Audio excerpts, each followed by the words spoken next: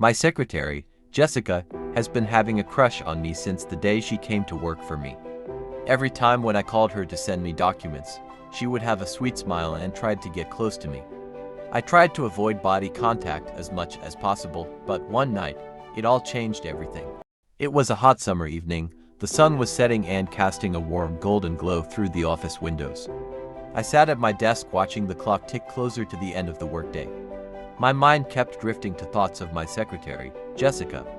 She was a stunning woman with long, flowing blonde hair and curves in all the right places. I couldn't deny the attraction I felt towards her, even though I was a married man. My name is David. This is my story. As the office cleared out and the last employee left for the day, I couldn't resist the urge any longer. I picked up the phone and dialed Jessica's extension, telling her to come to my office immediately. Moments later, she entered, a look of confusion on her face. "Jessica, I need to talk to you about something important," I said, my voice filled with desire. Jessica could see the hunger in my eyes and felt a thrill of excitement run through her. "What is it, David?" she asked, stepping closer to my desk. She leaned in closer to seduce me, exposing her cleavage. "Are you sure you want to do this, David? No regrets?" She asked with her voice seductive and flirty, and we gazed for a moment.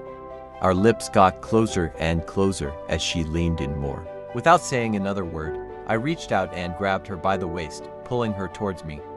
I lifted her up onto the desk, causing papers to scatter and pens to roll off the edge.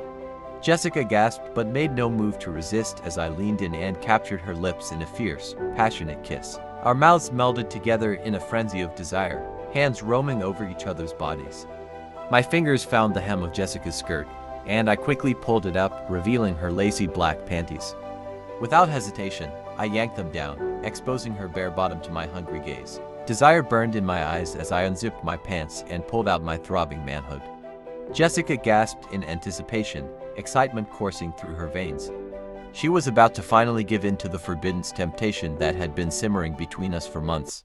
With a growl of need, I grabbed Jessica's hips and pulled her towards me, positioning her just right. With a swift thrust, I entered her deep and true, making her cry out in ecstasy.